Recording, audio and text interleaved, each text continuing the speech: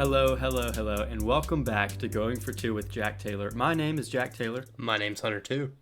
And this is, like I said, it's Going for Two with Jack Taylor.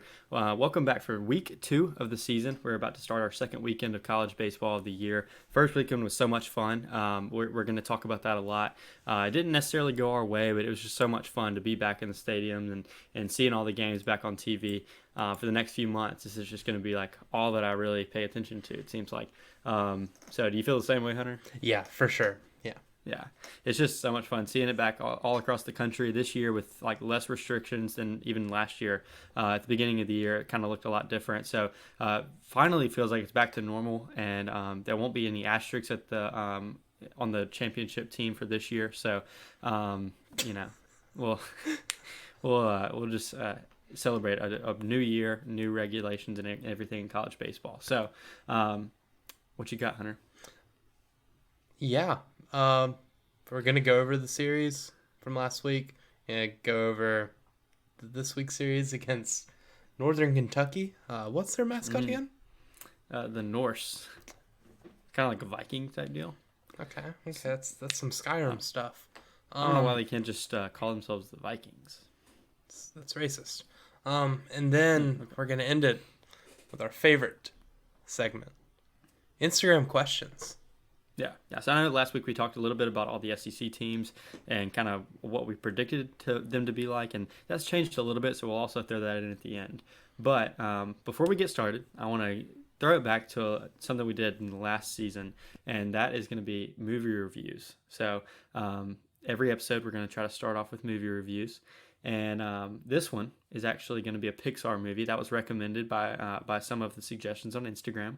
Hunter, are you still with me? Yeah, I'm still here. I just muted my mic while you were talking.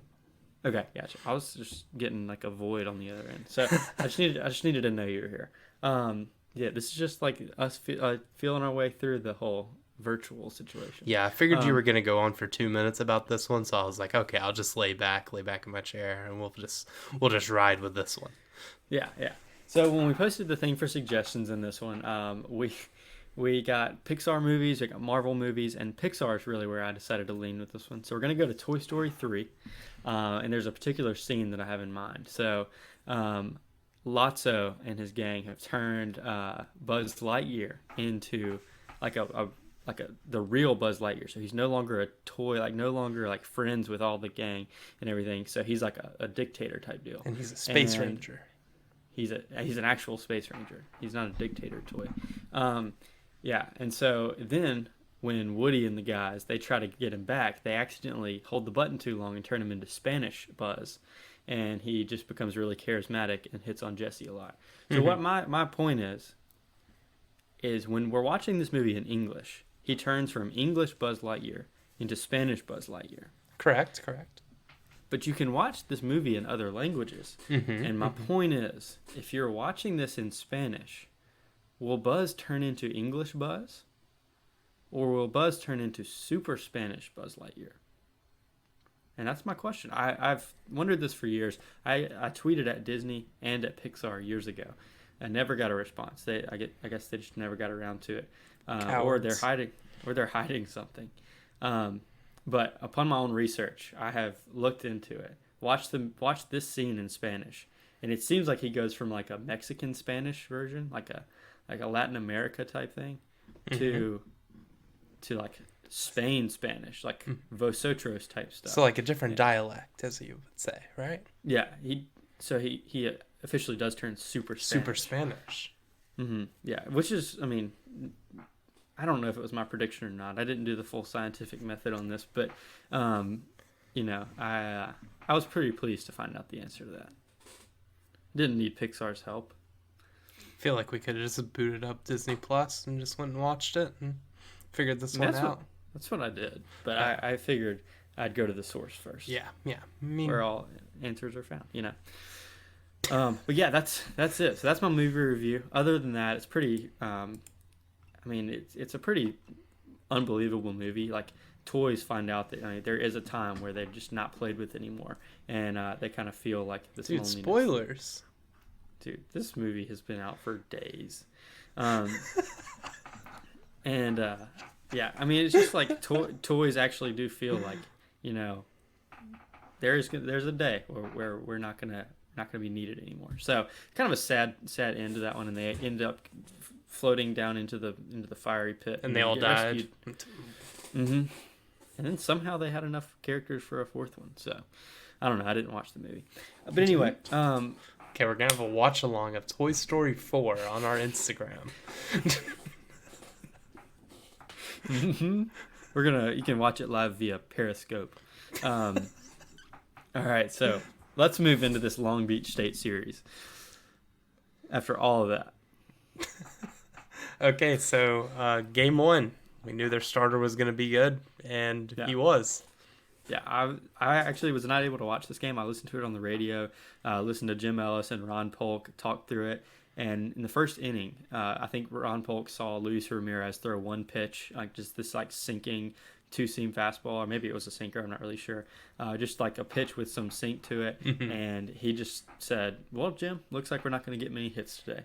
And he was right. I mean, it's obvious that he knows what he's talking about. We get one hit on the day. I think we might have had 3 base runners, 2 walks. That sounds right. 2 walks and a hit. And then the hit from Hunter Hines, he got thrown out trying to stretch it into a double anyway. So, that's where you really miss someone like Riley Self being your first base coach.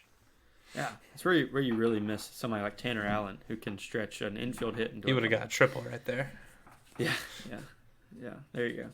But in that game, there was not really much positive at all offensively. I mean, literally nothing positive.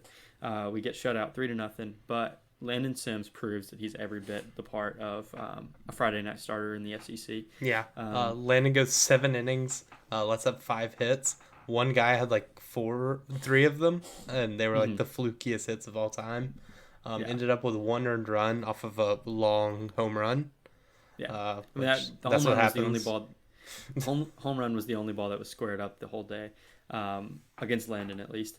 And then, so Landon really, I mean, 7 innings, he proves that he's every bit. 7 innings, 13 strikeouts. Yeah, I mean, listening to it on the radio was fun. It's like batters would get up there and already be at an 0-2 count. Mm-hmm. Landon was making short work of everybody. Yeah, it wasn't like Ethan Small, like high strikeout games. He wasn't 3-2 count. He went 7 innings and had 81 pitches. Yeah, so that's just unbelievable. Yeah, like later in the season, we'll be able to stretch that more. Yeah, for sure. And then, so I guess that's all we have for game 1. It was I mean, you get what you expected to out of Landon, kind of confirm that he's your guy there. Then you still had some questions about the offense. And I guess we have another question with the pitching on that game. Yeah. Parker does not appear to be our closer this year. No. Not well. He wasn't brought in for a closing position, but I don't want that. Yeah, I mean, he's picking up where he left off in the Texas series last year, giving up a long home run. He didn't give up a home run in this series. He just gave up a few base hits, and they were able to extend the lead pretty quickly. So who did we go to after that? Was it Stone? We went to Stone, and he 3 strikeouts in 1 inning. Okay. I mean, Stone Simmons, I don't see him being our closer necessarily, but I mean, he did a good job there late, controlling a team that built up some momentum. So that's positive of him. I think that's all we saw from him that weekend. Mm-hmm. Over the weekend? Yeah, I think so. Right? Okay. All right. And then moving on to game 2, I think we see Casey Hunt to start off the series, or to start off the game. And first inning didn't look bad, but it got bad pretty quick. Mm-hmm. Yeah. In the 4th, it got pretty rough. Mm-hmm. Okay, and then we move into Preston Johnson, I believe, who actually went Cam Tuller, and he allowed 3 earned runs. Yeah, that was not good. Mm-mm. And if you thought, I mean, Friday was bad, Saturday was even worse. I think. Mm-hmm. I think you had a few flashes of offense there early. We scored 2 runs in the first inning. Kind of looked like we were gonna just flush the first game and get back right, and then we end up just not. We kind of go stagnant again on offense, and it left us with more question marks moving into Sunday. But anything else you saw on Saturday that caught your eye? Not really. We moved Matt Corder to center field. That was a little shake-up in the lineup. Braylon wasn't getting it done, and yeah, so we made the switch. Yeah, and that was good. We'll talk about it a little bit more here in a minute, but it seems like Lemonis is being really quick with changes here early in the season, and whether they stick or not, who knows. But Hunter Hines had a good game in game 2. Yeah. He had one hit, one RBI, one base on balls, and 3 at bats. And like I said, he was the only guy that got a hit in the first game too. So I think he must have hit in all 3 games. He's the only guy to do that. In this one, he actually got a hit and then got thrown out at second. So yeah, that's fun. All right, and then so like I said, Lemonis seems to be making changes early in the season. He's not really getting sentimental with anybody. Kellum Clark, we saw him get benched, and in the Sunday game, Braylon Skinner, obviously after the Friday game, he gets benched, and Casey Hunt. We're going to talk about this in a minute too, but he's no longer in the starting rotation. So really seem to be enjoying these shakeups that Lemonis has. We'll see how they work out, but I'm glad that he's willing to do that. Mm-hmm. So I guess that's on the game 3. Yeah. So game 3, me and you, so far, are right about this guy. Cade Smith comes in and just starts making short work of these guys. I think he ends with 6 strikeouts, but he was just getting guys out. He had like a couple single-digit pitch innings. Mm-hmm. He was just flying through this game. And how long did he go? Did he go 6 innings? He went 5.2, and then Brandon Smith came in and let up a run, his only run of the game. Gotcha. There you go. But Cade Smith, he's a sophomore this year, I guess. He may be considered like a COVID freshman or something. I really don't know. Not exactly sure. Okay. Rules aren't real. Yeah, but this is going to be his first year of like significant, time in games, significant innings, I guess. And he looked to be the part there. As the Sunday starter, and he could get bumped up to Saturday guy if he proves himself enough. But right now the Sunday slot seems really good for him. Reminds me of like a Fristo last year. Just a young guy that seems to be doing well. Yeah. Last year, like late in the season, me and you both kind of got on the Cade Smith train. It was really kind of random, but we both just kind of want to see him, and he appears to be locked in as one of our starters now. Yeah. After that performance.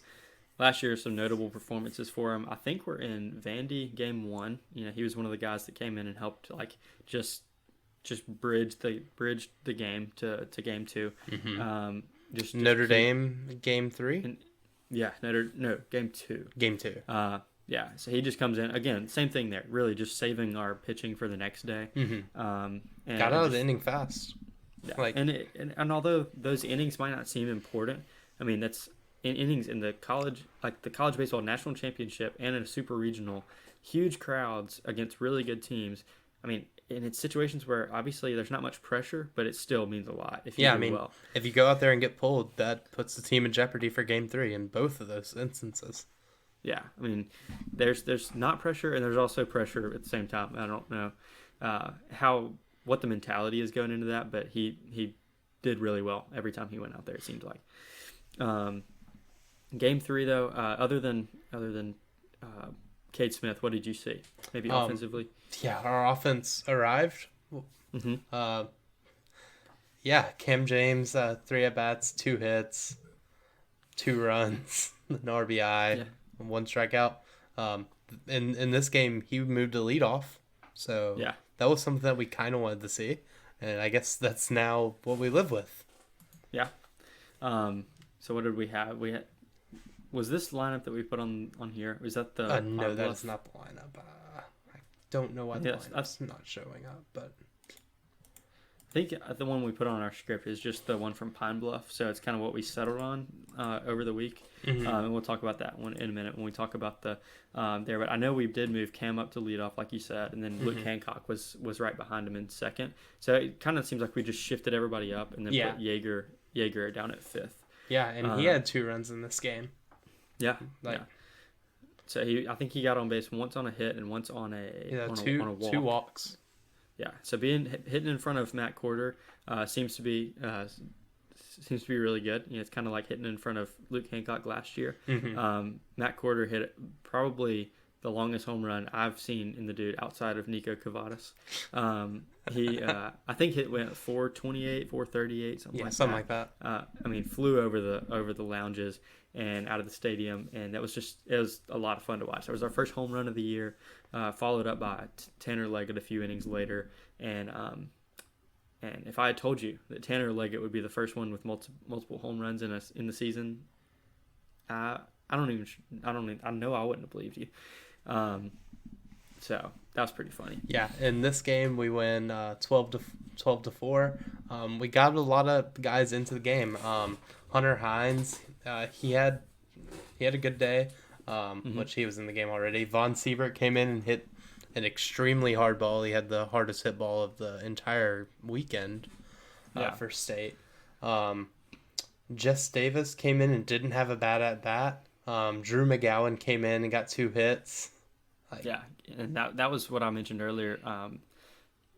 Kellum Clark gets benched, and Drew McGowan comes off the bench and gets 2 hits in his place. So Kellum hitless on the year through the Long Beach State Series and the Arkansas Pine Bluff game in the midweek. So really some early season struggles for him, and it's kind of maybe like a Josh Hatcher situation from last year. Like we can just maybe try to bank on him getting right later, but at the same time, you really need to get this lineup figured out. And having him as a pinch hitter, kind of like an ace up your sleeve, a guy with a lot of experience and a lot of power too. Like he's hitting the ball hard. He hit the ball really hard against Pine Bluff, but right to the second baseman, I think, for a double play, like a line-out double play.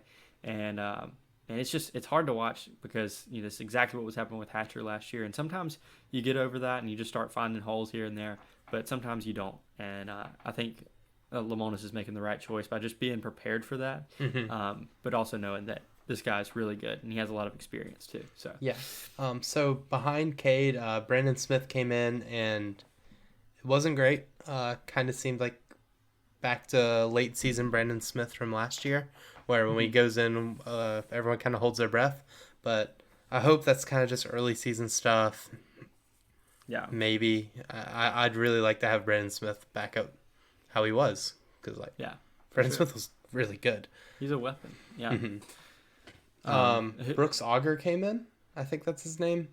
He had 2 strikeouts in an inning, let up 1 hit. And then Mikey Tepper, which I thought was going to be our closer other than Casey Hunt. He came in, let up 2 hits and a run. Yeah. In 1 inning. So, this is where our fall off is going to be, I think, with having Landon Sims move to the Friday guy. Obviously, it's fun seeing him go out there, 7 innings pitched and 13 strikeouts, and knowing that he has more in the tank. But closing games is going to be tough. We saw Parker Stinnett, who was an option for that. We saw Mikey Tepper, who was an option for that. Andrew Walling, we saw him in the Pine Bluff series, and he has the power to throw, maybe triple digits, and he just didn't seem to have any control.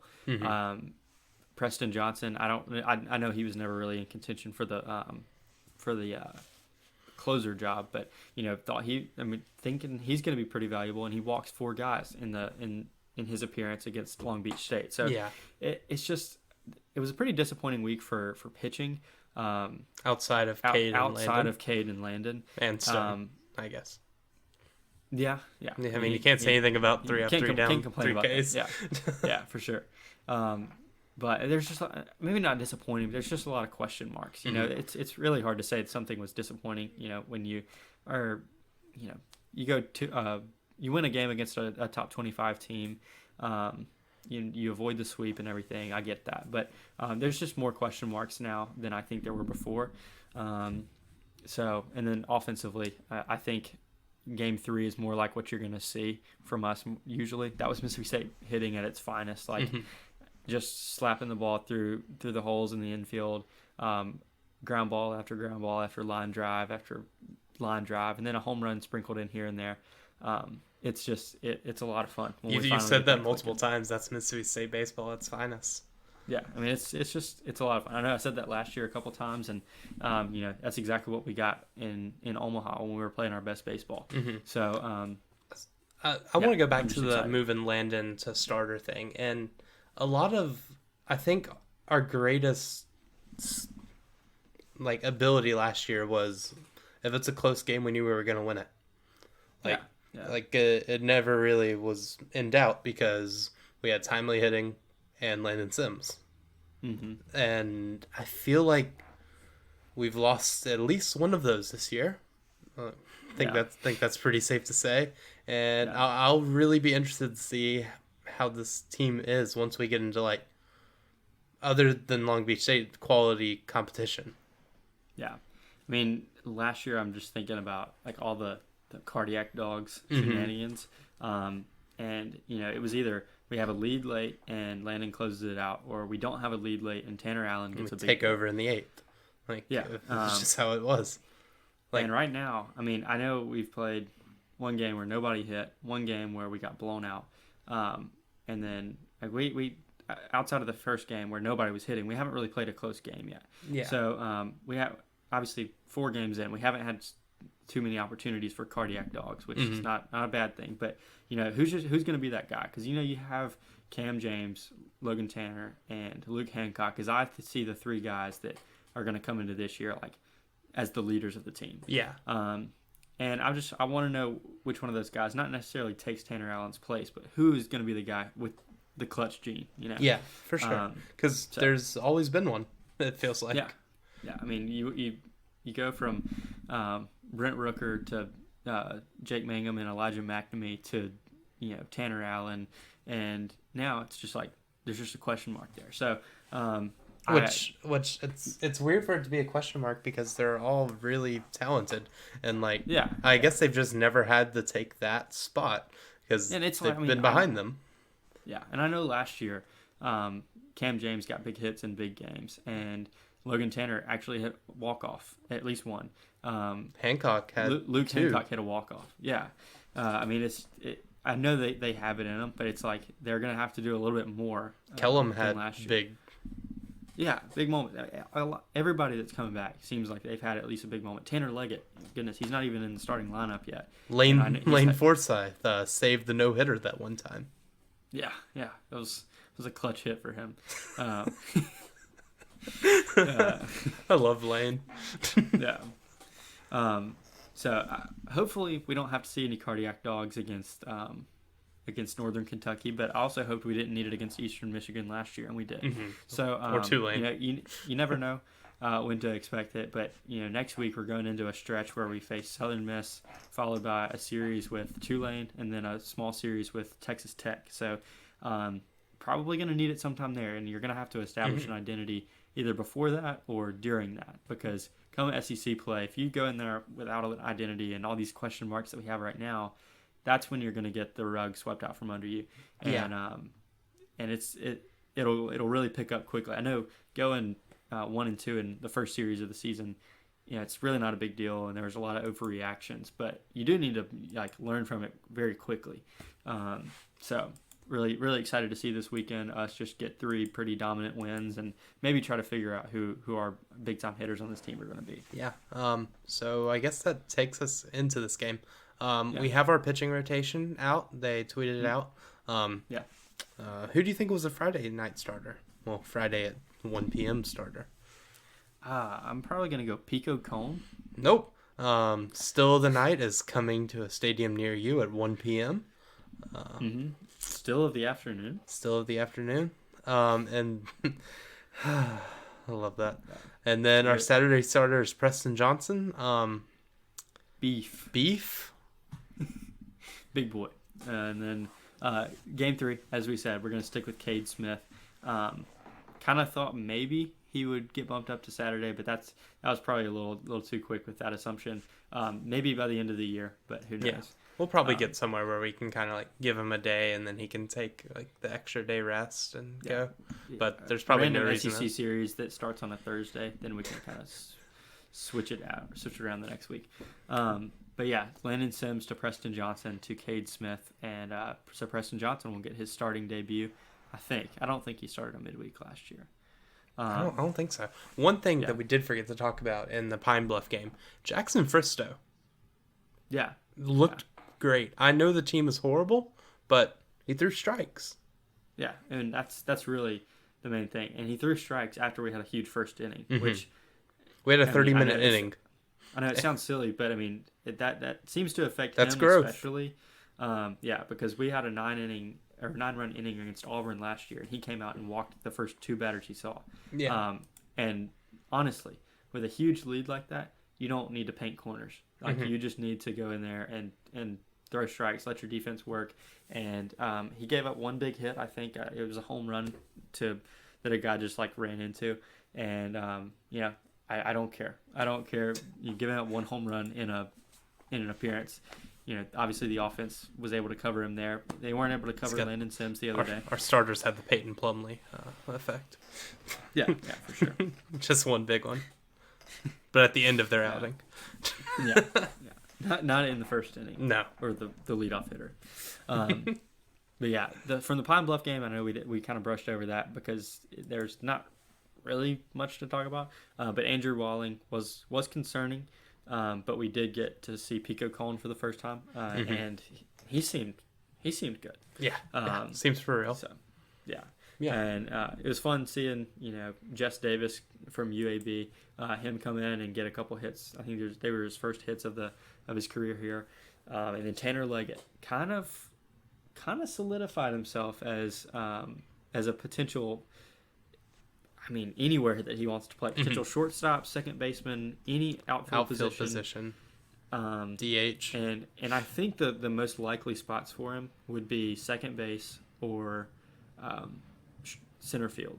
I think second base is probably the most likely because R.J. Yeager is struggling early. But who knows? I'm really excited to see where we land with him because he seems too valuable to just be coming off as a pinch hitter. But at the same time, seems like the perfect guy to be a pinch hitter. Yeah, for sure. So I really don't know where to put him. But that's really all that we had for the Pine Bluff series. Ends in 7 innings, and there's really I don't want to put too much stock in what we did to this high school team. So. Jeez, that's rough. Okay, so we talked about this lineup, and we kind of. I think it's literally the lineup that we had against Pine Bluff, but we assume this will be the lineup that we get going into this series. Yeah. Cameron James leading off. Then we have Luke Hancock second. Logan Tanner batting third. Hunter Hines, DH, batting fourth. RJ Yeager batting fifth. Matt Corridor batting sixth. Brad Cumbus seventh. Drew McGowan starting in right field at eighth. And then Lane Forsyth at ninth. And I could see Lane getting dropped for Tanner Leggett. I really could. I kind of thought that was a ridiculous thought the other day. But then Tanner Leggett made some crazy plays at shortstop. Yeah. So made 2 really, really, really stellar plays. So I still think Lane gives you the edge defensively. And I think you need to stick with the best defensive shortstop that you have.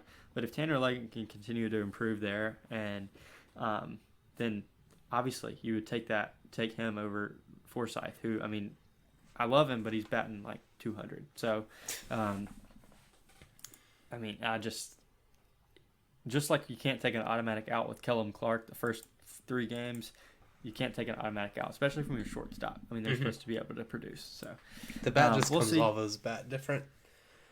Yeah, just horribly. It just doesn't touch it. I love Lane. Come off his bat. Love Lane.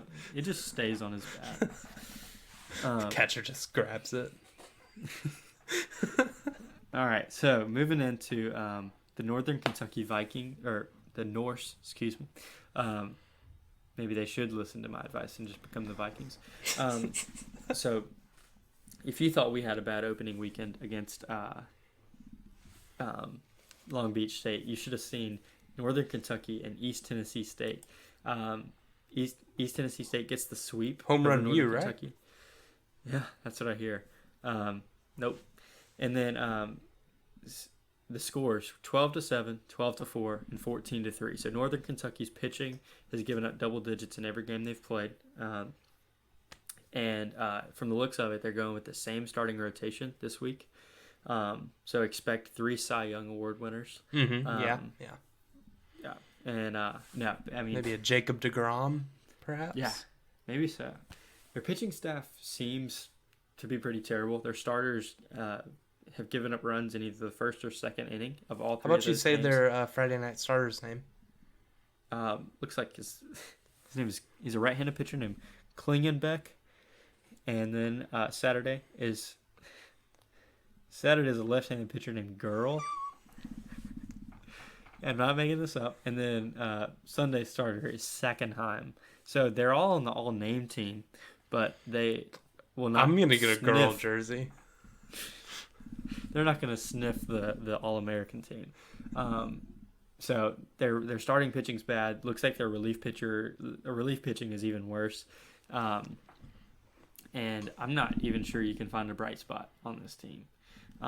If you could, it would be their shortstop. Looks like Traven Moss is their knight in shining armor. Offensively, he got 5 hits in the first weekend, 3 doubles, 1 home run, and he just looks like a pretty big dude. He's like 6'3" something, almost 200 pounds. Like, looks like a big guy. Looks like an athletic shortstop. But yeah, if that he'll probably look like Javier Baez against us. Yeah, probably so. Like a really short Latin American guy. Oh wait, yeah. Oh yeah. He'll probably look like Fernando Tatis. Oh yeah, that's him. Mm-hmm. Yeah, but Traven Moss, like I said, looks like the only guy on the team worth mentioning offensively. But so they'll probably have Babe Ruth batting Babe second. Ruth had trouble with the curve, considering curveballs were frowned upon in that era of baseball.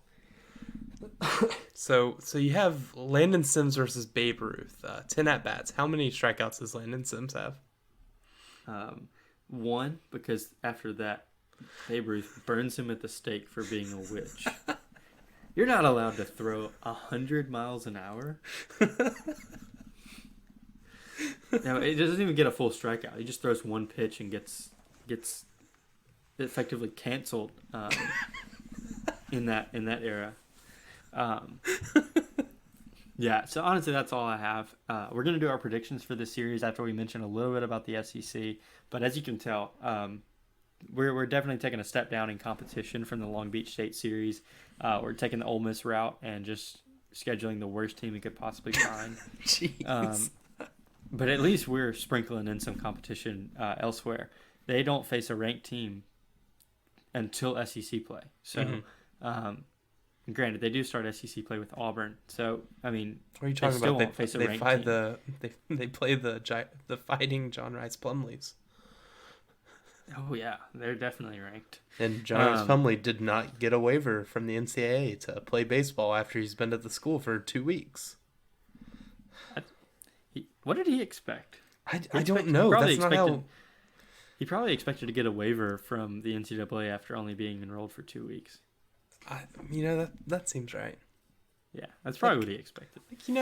I wouldn't expect to play spring ball if I transferred in the spring.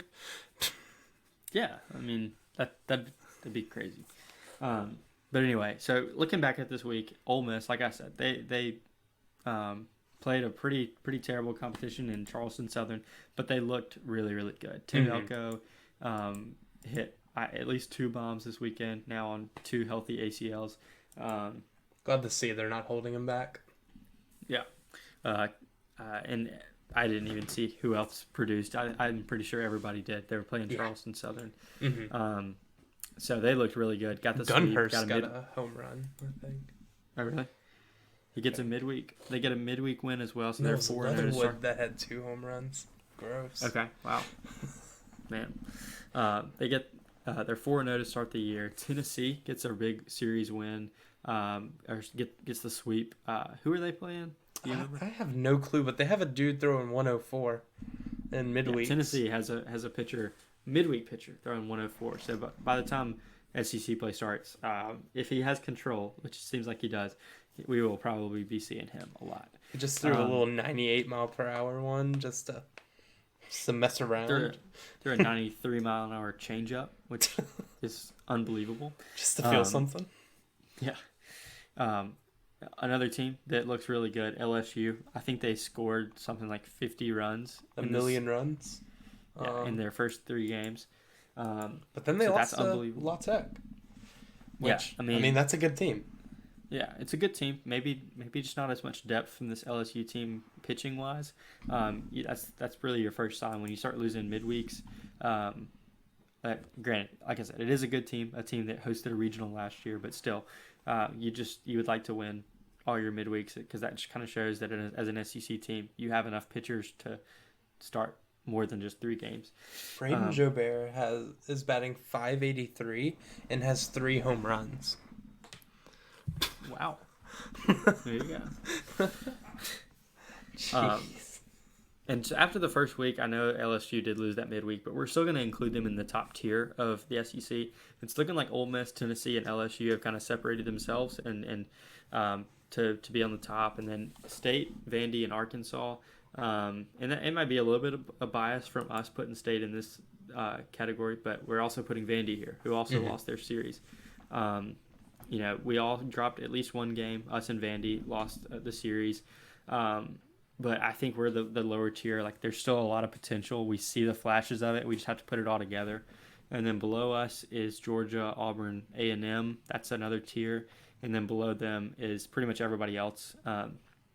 Florida loses the series to Liberty, and then almost loses to the Fighting Scotty DeBrules, as you call them.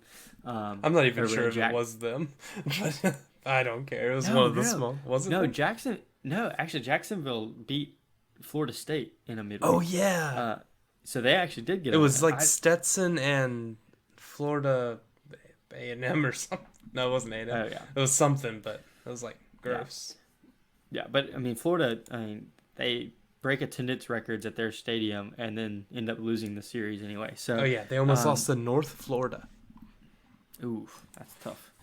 So not a great start for Florida. I know we mentioned last week that Kevin O'Sullivan always seems to get them ready at close to the end of the year. They're not too far removed from a national championship, so I know they're a good team, but they need to prove that. Is Florida the Texas of college baseball? Many people are asking. If like Texas is like Texas always high in preseason polls, and then Florida comes in and then just loses. I mean, they're becoming that, but Florida, doesn't have like a bunch of championships from way back when. Oh yeah. So a little different, but currently I think there's a lot of comparisons there. But before we get into the Instagram questions, we do want to give our series predictions. And last week I predicted a sweep of Long Beach State, which didn't happen. You predicted us to win 2 out of 3, which didn't happen. So basically happened. We were both equally wrong. So I'm gonna let you give your prediction for the Northern Kentucky series first. Sweep. Mm-hmm. And for then Mississippi State. Just have to clarify that one. And give me Matt Corder. Matt Corder? Okay. Mm-hmm. You think he hits multiple home runs this week? Nope. This weekend? Nope. Just like 8 hits. Okay. All right. I think Logan Tanner will go yard for the first time this weekend. He's going to be my guy. And then I'm going to also say that we sweep. So I think Logan Tanner gets multiple home runs, maybe throws out some poor soul that tries to steal. So Logan Tanner's my guy. And then a sweep. And I'm really excited to see how Preston Johnson, how deep he can go in a start, how he looks as a starter, and see if he can control the walks a little bit. And beef. And beef. Mm-hmm. All right. So thank you again, everybody, for listening. Now we're going to get into some Instagram questions, and thank you for that as well. Without you guys, we would not have our favorite segment of the entire show each and every week. So I have a few from a few different people, a lot of the same usual faces. So if you're listening to this and you haven't asked an Instagram question ever or haven't asked one in a while, please take time whenever we post a prompt for questions or just anytime throughout the week, anytime that you want to ask a question, please do so, and we will answer it here and give you a little shout out as well. Yeah. So the first one... It can be about anything. Does not have to be about college baseball. No, at all. And as long as it's, at least moderately funny. Yeah, and there's no real protocol here. You can just ask anything. We will help you with your homework if you need us to. All right. First question, excuse me. From Football Gym 17. We've got not really a question. Okay, that's the only protocol. It has to be a question. Mm-hmm. Skip. Courtney Purvis. First question.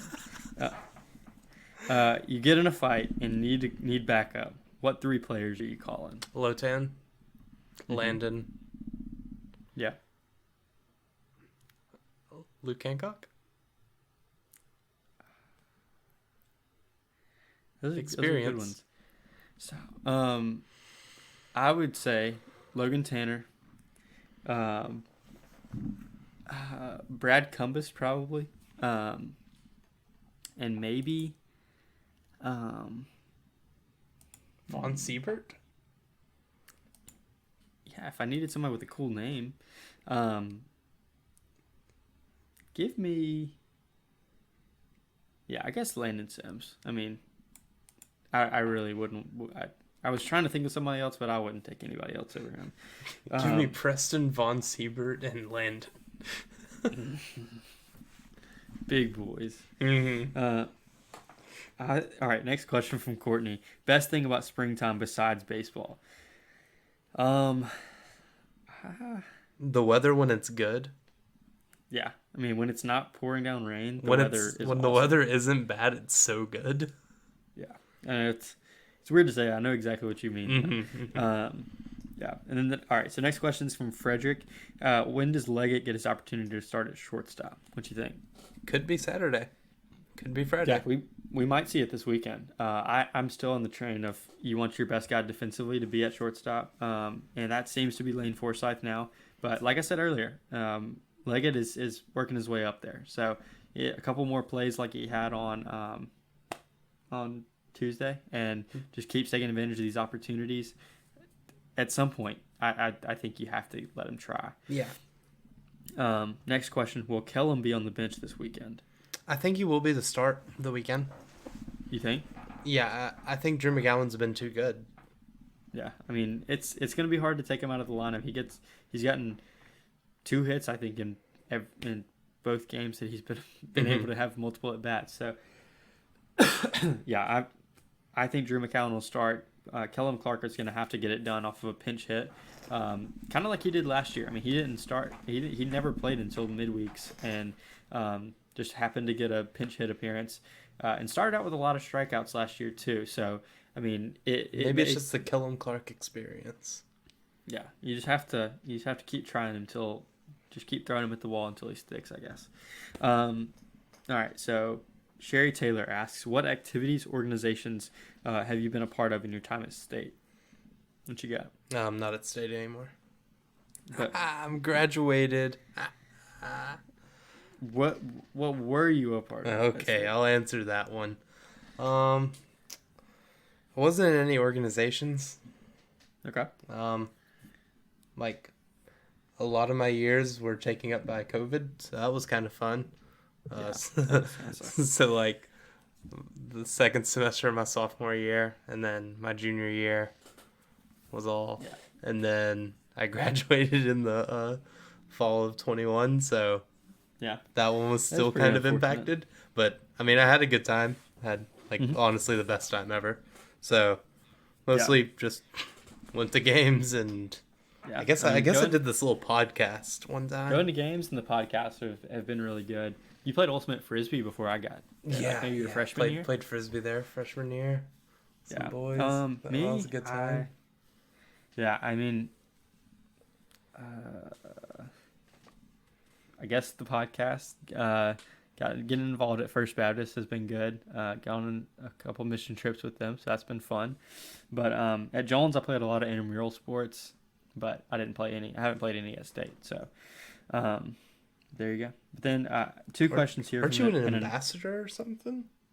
I am an ambassador. I give tours of the biochemistry labs. I'm gonna come and get a tour from you. Please do.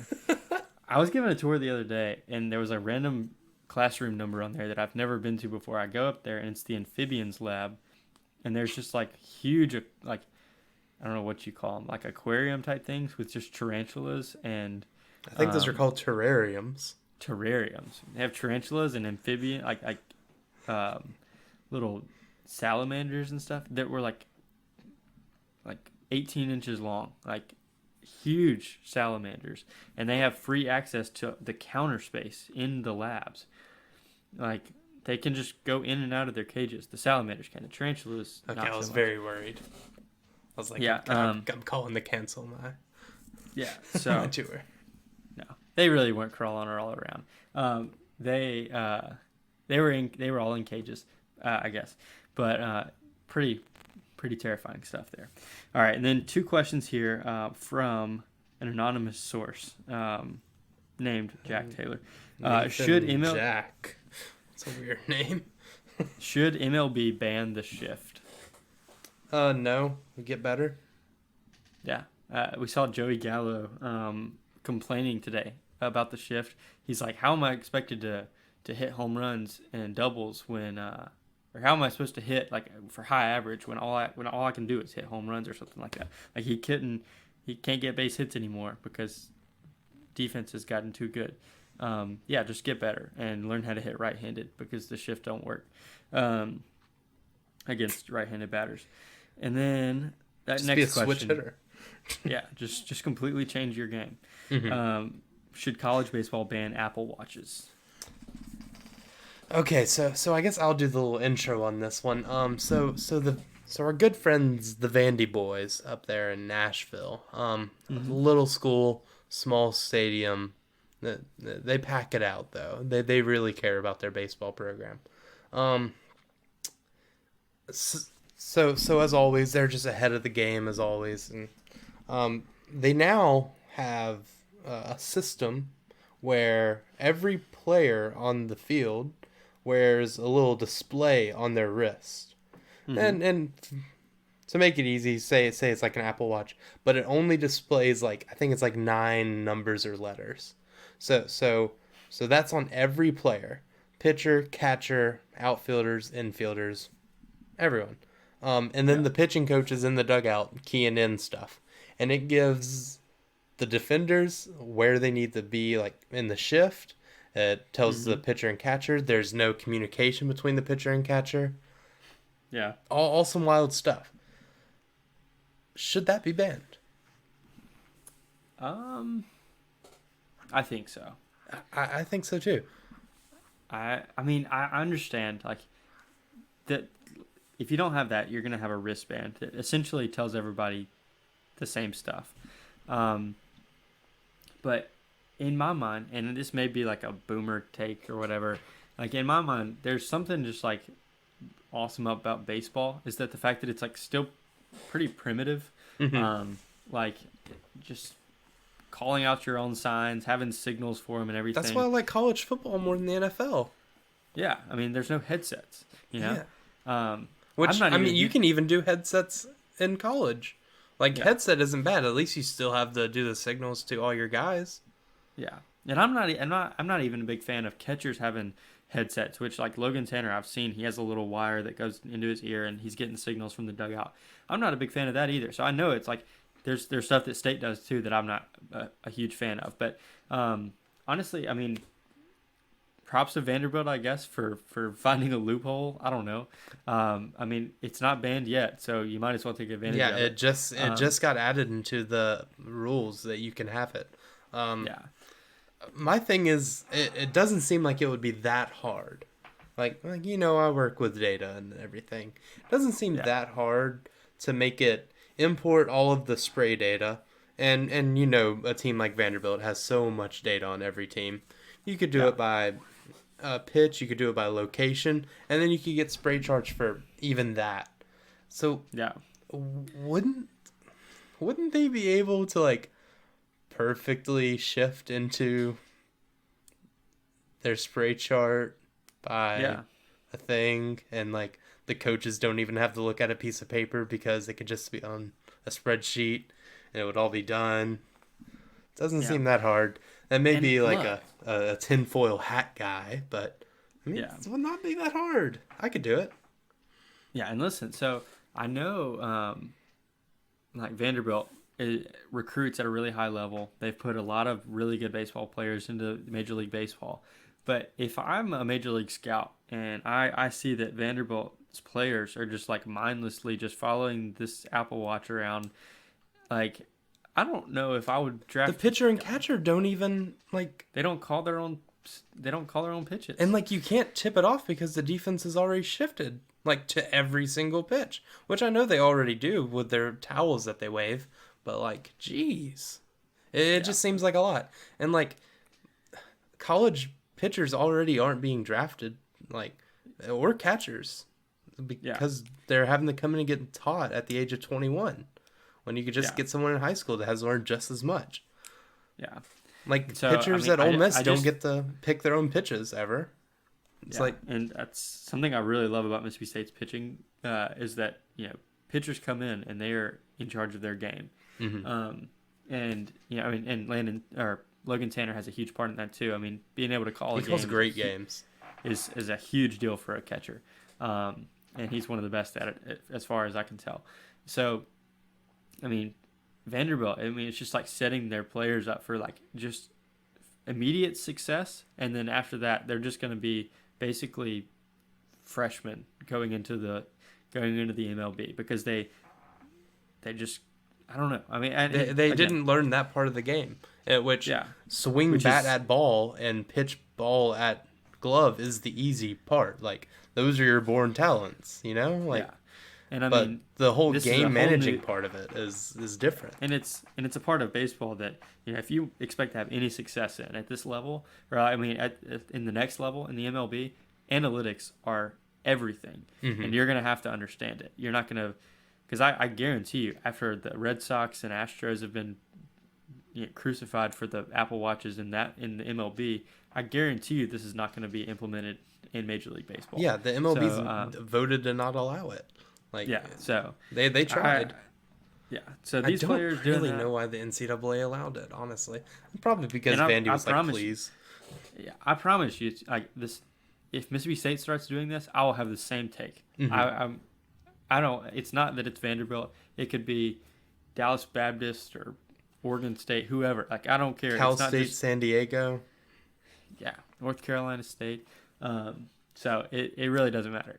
I don't care who it is. I just don't think. I just think some level of, like I said, that primitiveness of baseball needs to stay there. And I get sign stealing is a big deal, but and there are excuses for the pace of play. And I don't think the pitchers are what's making the pace of play bad. Yeah, you're right. I don't know. That's just me. It's batters. Yeah, it's batters doing their batting gloves for 50 minutes a game. Yeah. But anyway, looks like that's going to wrap us up for Instagram questions. That was a little fun one right there. Yeah, and for the show. One fun thing, Hunter and I actually spun a wheel over 290 times like to 220 times, I think. Oh, really? Okay. I don't know how many teams there are. We narrowed it down. We spun and eliminated each team that we landed on until we got down to a final one, and that's going to be the team that we have to cheer for alongside Mississippi State all year long. Hunter got a fun one. I got a pretty chalk one, but kind of ironic. So Hunter, who was your team that you landed on? I got. Well, let me make sure I get this one right. Okay.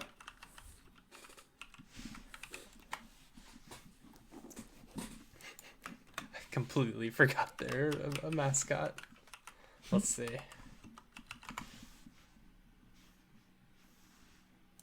Jack, it didn't bring up their team. It's not Cal State, is it? No, it's not. UC San Diego? Oh, it's UC San Diego. That's it. Yeah. UC San Diego, and I, after eliminating every other team, landed on North Carolina State, the rightful national champions of the 2021 season. Even though they had a depleted pitching staff and 9 players, they were definitely going to beat us in the national championship series. I got my boys, the UC San Diego Tritons. Mm-hmm. Just came up from D2, ready to rumble. I mean... Mm-hmm. I mean... yeah, I'm gonna have to figure something out about this team. I probably won't but it looks like most of their games are on ESPN Plus, so I'll randomly watch every single one of them and begin to love this team. And I'll probably buy a t-shirt. There you go. I like it. Like I said, North Carolina State's my team, and they had a hot start to the season, proving that they were the rightful national champions, as far as I'm concerned. And as a huge Mississippi State fan who's been waiting for a national championship my whole life, I think North Carolina State deserved it. And then Tommy White comes in. True freshman, wasn't even on the team last year, so he's not a national champion like his teammates are. And he hit 3 home runs in his first college game, and then two other home runs throughout the weekend. So 5 home runs in his first college weekend. That's my first baseman. And really hope to see the Wolfpack get off to a hot start with the best media team in the country. The Tritons beat USC. Like Southern California? Yeah. When? Like this week. In a midweek. 6-2. Yeah. Fire up Titans. Obviously, I'm joking about the whole national championship thing. The only national champion in that dugout is the cameraman, Joe Williams. And he was the camera guy the media guy for Mississippi State last year, who created all the hype videos and everything. He now has a job with the Wolfpack. Really proud of him. If you go watch their videos, they feel eerily like last year. Yeah, wonder why. Anyway, that's all we have for today's episode. We hope we got you ready for this upcoming series against Northern Kentucky. Hopefully we allowed you to learn more about the team and help you flush the first weekend away with some good news and some bad news along the way. But thank you again for listening. Thank you for the Instagram questions. Keep them coming, and keep coming back each week to learn more about the Mississippi State baseball team as we go throughout the season. Like I said, that's all we got, and we'll see you next time on Going for Two with Jack Taylor.